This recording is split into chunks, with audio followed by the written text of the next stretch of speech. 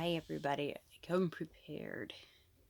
I saw a friend's post on Facebook and it kind of hit me a bit, and I'm going to share it with you. And I was also able to actually fix my printer to actually show you what I looked like before. Oh, I'm also going to try not to say so much because that's what somebody was noticing when I was doing my videos. So I'm going to try not to do that. Uh, so, there we go again.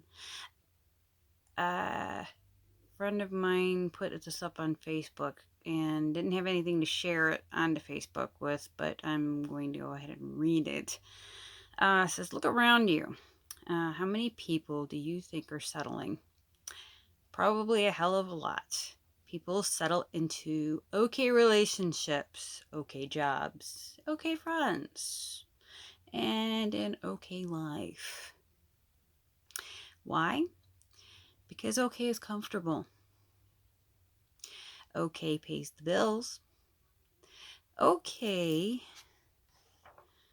okay pays the bills and provides warm bed at night. Some people are fine with okay, and guess what? That's okay. But okay is not thrilling. It isn't passion.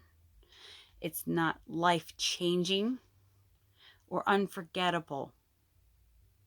Okay is not the reason you risk absolutely everything you've got for the smallest chance that something absolutely amazing could happen. I commented to my friend that I'm not settling.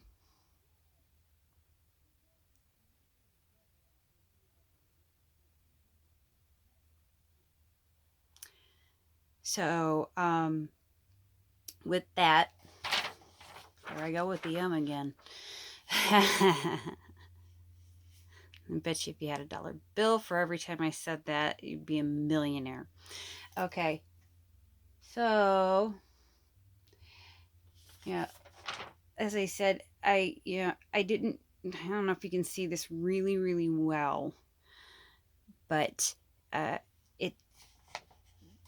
But this was like quite a bit before my surgery, and like I said, I was about 307 pounds, and I basically lost half of myself.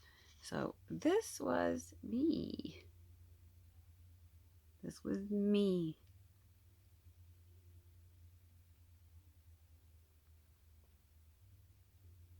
And at that time, I was so I was in such bad shape that going to the grocery store, I had to get one of those smart cart things to actually get around. I had to get around to go anywhere. I could I really couldn't walk a whole bunch. I could walk to get into the store.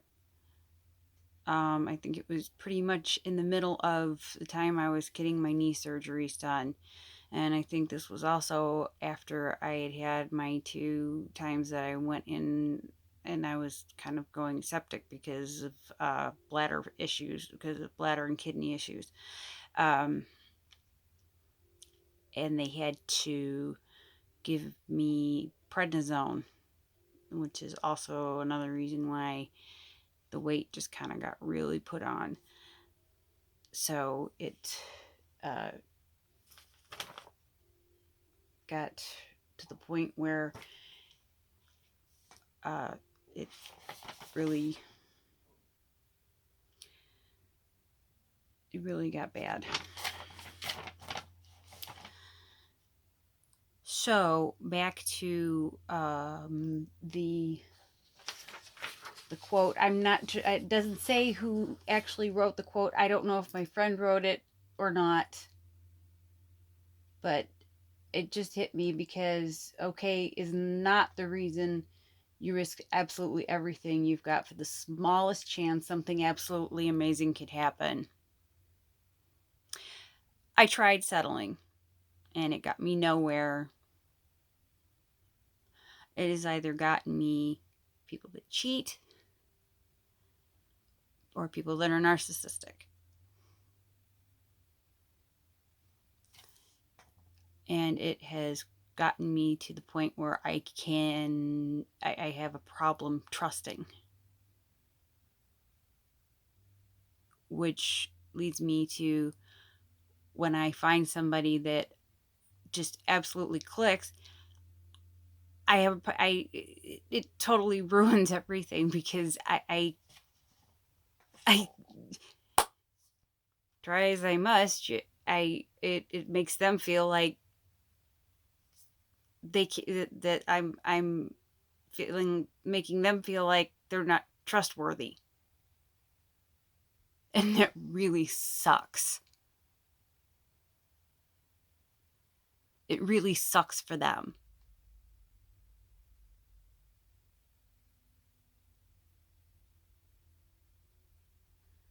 So,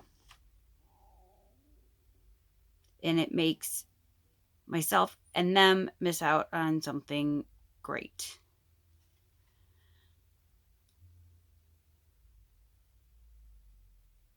So, that's what happens when you settle. So, anybody that is in narcissistic cheating relationships, get the fuck out. Because it's going to lead you to, when you get into a relationship that is actually worth having, you're going to end up not trusting that person, and they're going to think that you don't trust them at all, and it's just going to end up blowing up in your face. And you're going to act like an idiot.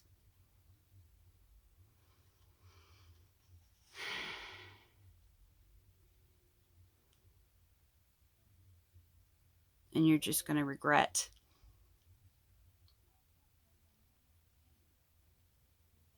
getting yourself into any relationship like that. Texting relationships, they kind of piss me off a little bit. There's times I understand, you texting back and forth at work. Yeah, understandable. Can't really talk at work. You know, text. Okay, that's all fine and good. And with new age and everybody just doesn't want to talk to other people. The only big problem I have with texting is that you cannot tell somebody's emotions through a text. You can't. You could say one thing and the person on the other end is like, well, what do you mean by that?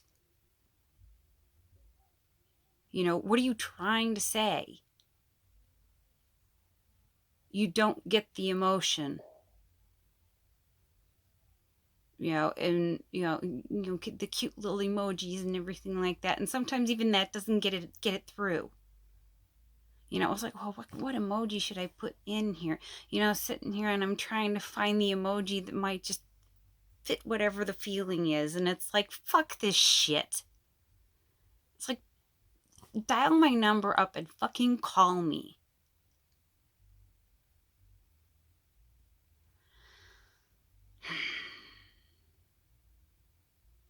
Okay.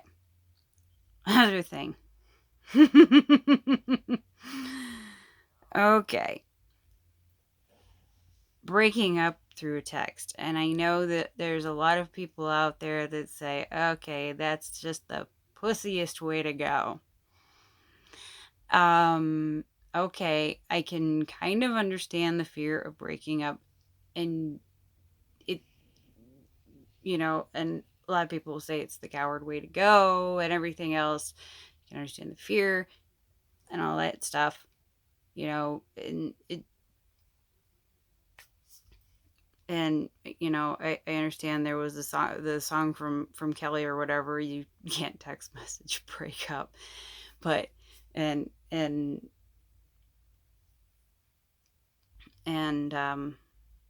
but that I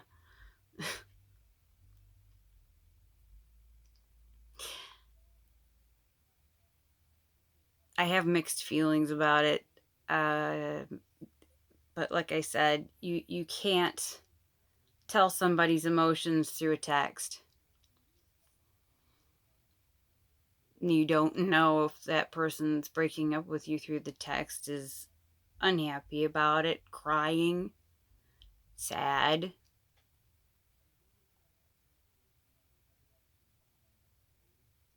or if that person has no soul to them about it, doesn't give a shit,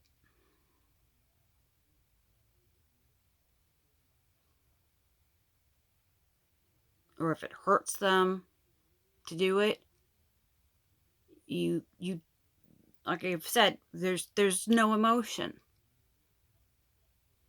There's no emotion to it.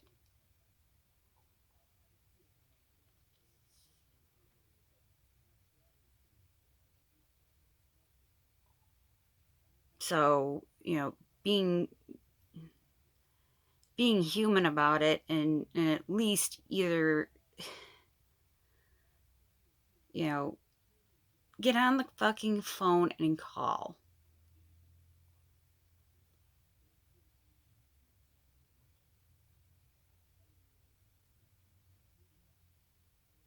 Because, you know, it's like you don't know if it's just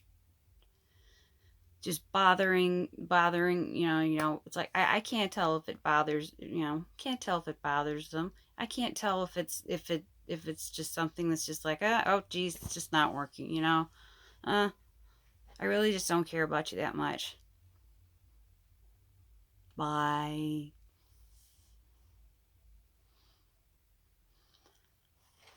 Bye. Fuck off. um you know, that's why texting, you know, just texting about, yeah, just texting is not always the best way of communication.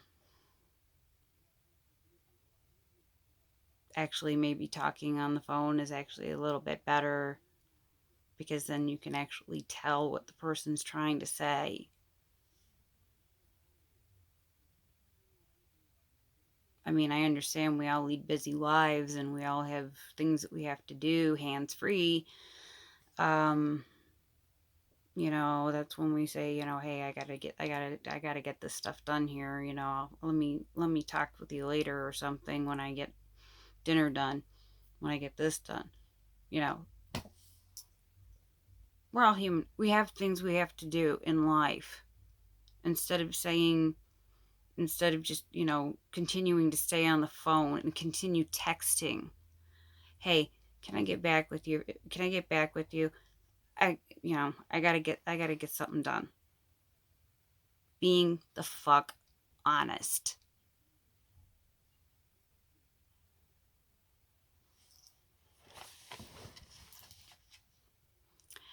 Social media.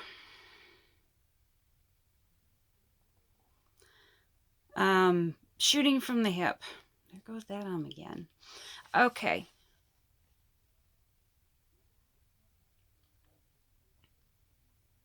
And I know a lot of people have done it, and I've seen other people do it. Unfortunately, a friend of a friend within my social group did something really, really stupid. And that's why I say I wouldn't do it. Don't do it. You know, they've done this wonderful thing with Facebook now that you can sit there and make live videos. where everybody can sit there and watch you while you sit there and do your own thing live. Hey, hi, and everybody can just sit there and watch you while you're just doing your own thing on live real time. And they can sit there and even watch you later. If you sit there and press the button that says, people could sit there and watch your ass later. So, okay. So, there goes that damn again. This friend that's within my group of friends decided it would be a good idea to get on this live feed and say goodbye to everybody and shoot himself live on Facebook.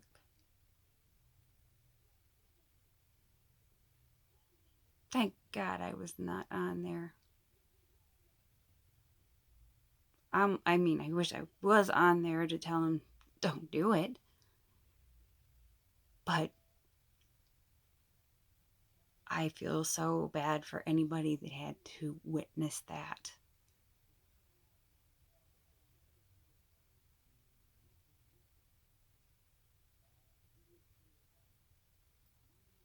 I feel horrible for anybody that had to witness that.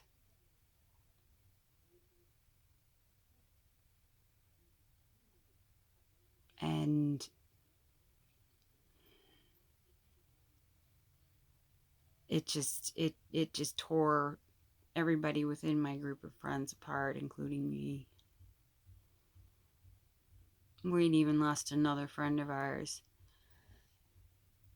A friend of mine that was probably bigger than me right here. And he'd been in the hospital for at least about a year. And he was trying to get himself better. And they had sent him home with barely any kind of preparedness. And he died within a month of being home.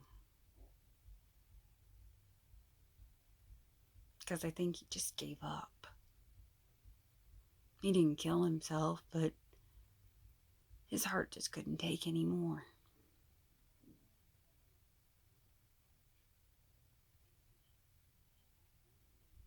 I mean, these were good people. But I don't think they ever really knew it. And I would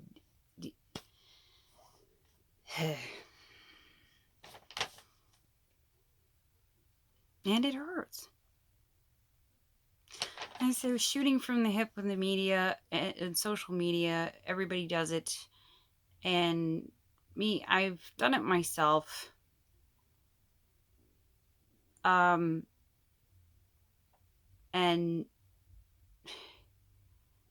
sometimes when I get upset and angry, and get embarrassed or upset, I just feel like I just want to disappear. And sometimes, and I may just sit there and just say, just goodbye, just fuck y'all. I'm done. I don't necessarily mean I'm gonna do anything to hurt myself, but I'm just done dealing with anybody for the time being. Because I just feel like I've gotten screwed.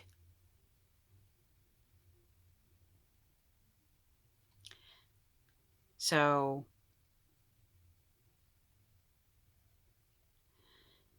and as far as you know uh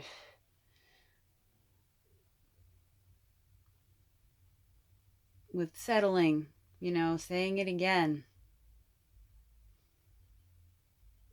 Okay is not the reason you risk absolutely everything you've got for the smallest chance something absolutely amazing could happen.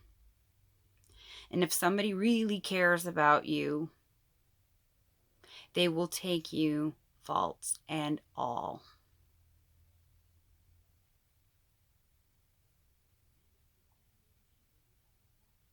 Even at your lowest point, they'll take you, fault and all. If they don't,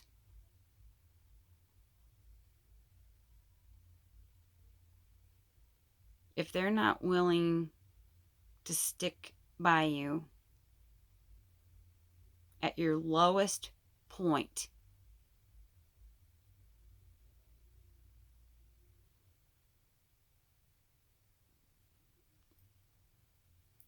I don't know.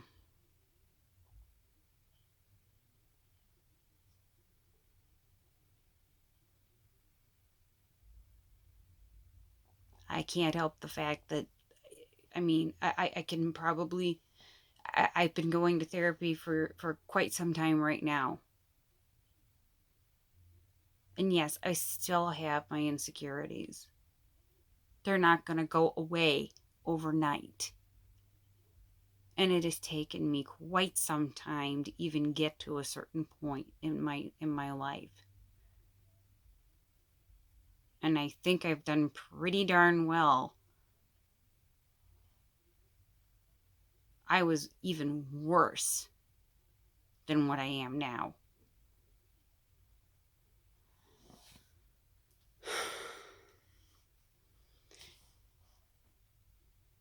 And I've had to do some difficult things this past year.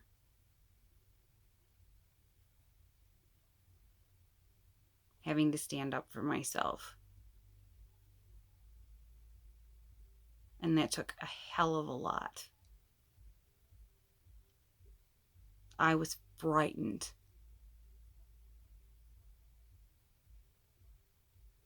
I was frightened to have to sit there and tell somebody that I just couldn't handle being their girlfriend anymore.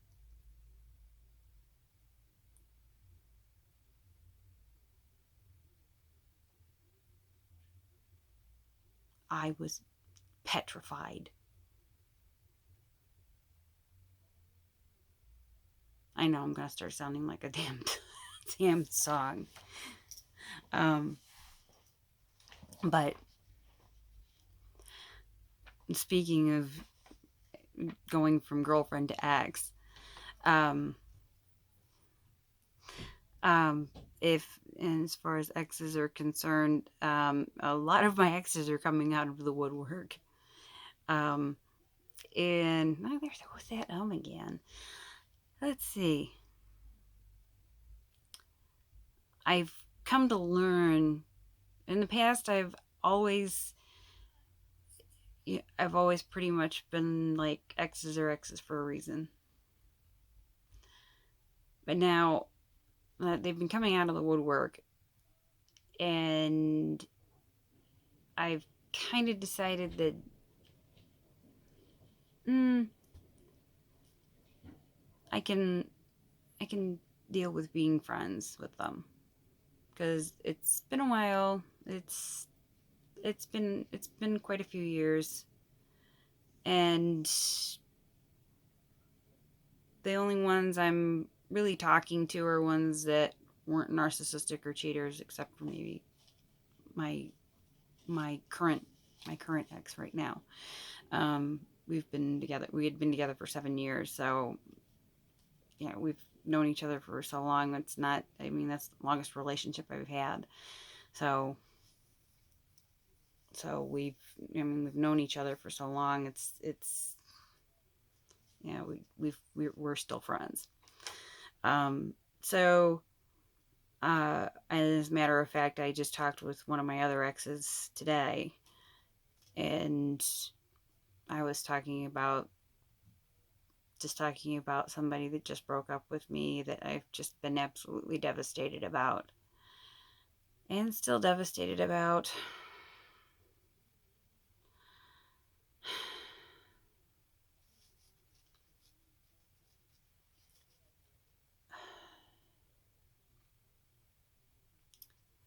And I've just been trying to keep my distance.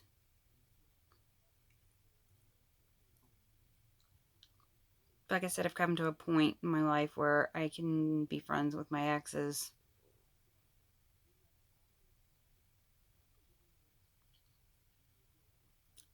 And, but as far as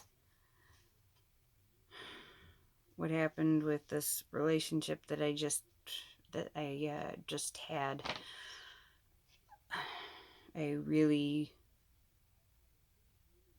I'm still hoping beyond hope for another chance. And Lesai, it's probably not going to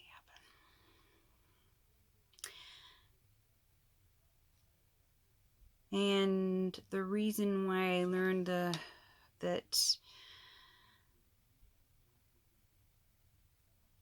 I probably should be friends with some of my exes is because of the fact that I had one of my exes die.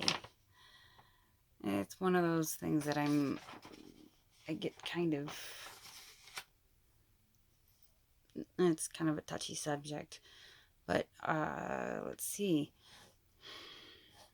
A few years ago, I learned that my ex had died in 2004. 2004. And it was something that it was pretty much the last man I ever slept with. So he had called me in 2000, I think. That was the last time I ever spoke to him.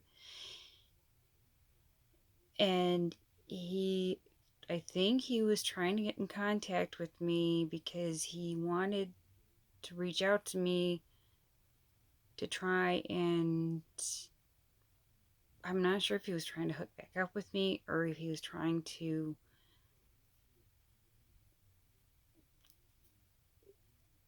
figure out what to do with himself. I'm not sure. I wish he had told me the truth, because I found out from his friends what happened, and I wish he had told me the truth. But when I had gone to Pagan Pathways this past weekend, the high priest had said something to the effect of, you cannot dwell on the past. There's nothing you can do about it. You can't keep dwelling on it because it's done, it's over with. There's nothing you can do. Yes, I do wish he would have said something. I wish he would have told me the truth about what was going on with him. I probably would have helped him. But I think he was probably too proud. So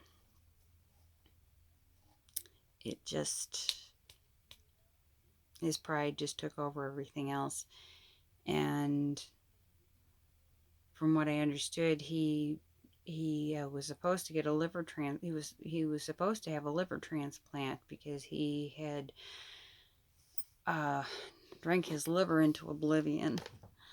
And then miraculously, even though his parents had turned him away and he had to go live in public housing, miraculously enough, his liver had healed itself.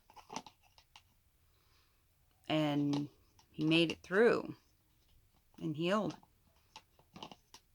But then again, something happened during the time that he had healed himself. Something happened, and he started drinking again. And he drank himself to death. I have no idea why, no idea what happened, but it happened. And there's nothing that can be done. It's over. It's done. Trust issues. Basically, I'm having to pretty much look at positive things every day that I wake up. I have to look at the positive things that are going on around me. The high priest basically told me that I have been sitting there taking care of everybody else, and that I need to take care of me.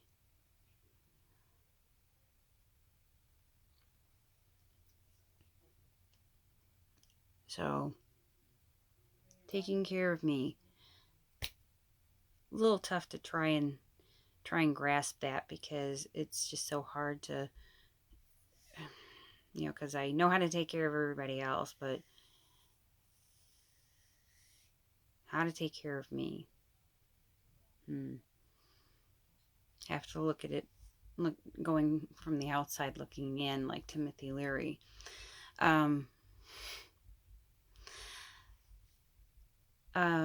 So, okay, there's that again. Okay.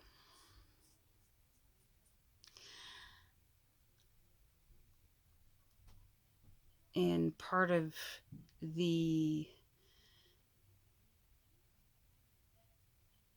process,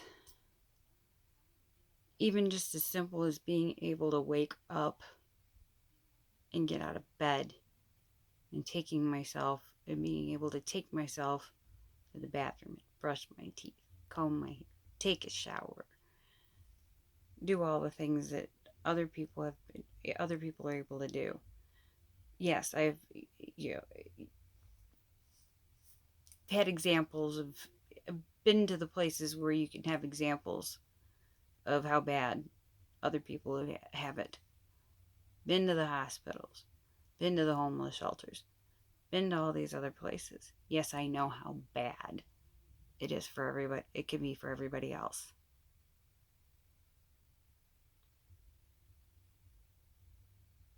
Trust issues? Yes. And I apologize to anybody that has ever felt that I've not trusted them, or that felt like I didn't trust them. Tonight I got my head bit off because they wanted to use my phone. I said, simply enough, why do you need to use my phone to call up somebody? Why don't you just need the number?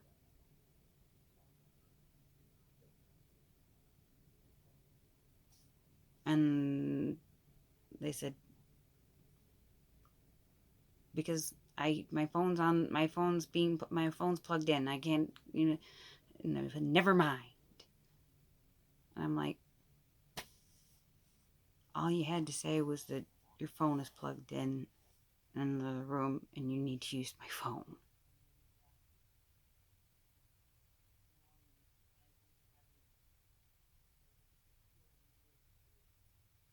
Never mind. Never mind. It's like, why are you being crab ass?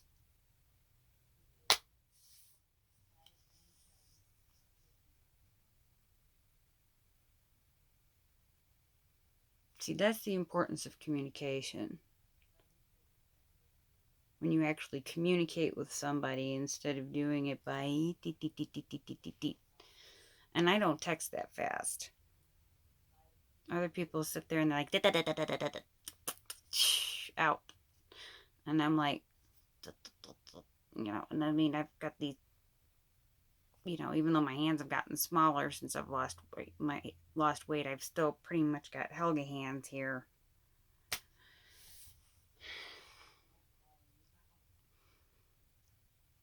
So it's hard for me to text fast because I sit there and punch the wrong letter or something, and it's like it spells something different, and I have to sit there and back it up and do over again. It's like, oh, this is really getting me disgusted. So actually talking to somebody, I actually like that better than texting somebody. Texting, I can understand if somebody's at work, just popping a text. Okay, understandable.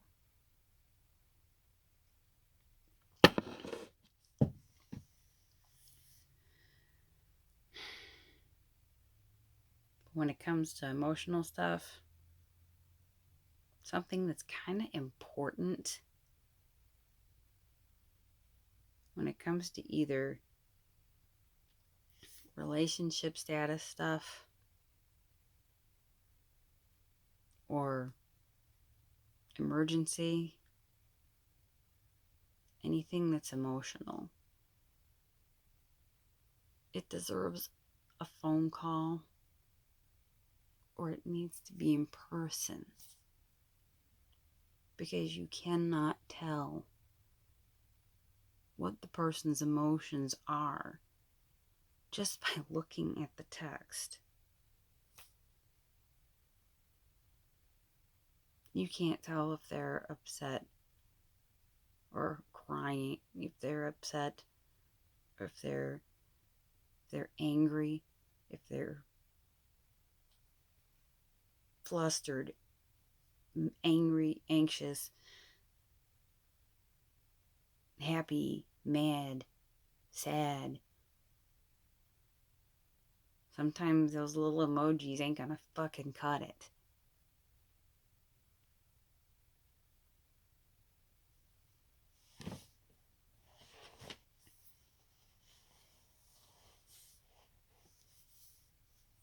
And I'll read it again. Look around you. How many people do you think are settling? Probably a hell of a lot. People settle into okay relationships, okay jobs, okay friends, and an okay life. Why? Because it's okay and it's comfortable. Okay pays the bills and provides a warm bed at night. Some people are fine with okay, and guess what? That's okay. But okay is not thrilling. It isn't passion. It's not life changing or unforgettable. Okay is not the reason you risk absolutely everything you've got for the smallest chance that something absolutely amazing could happen.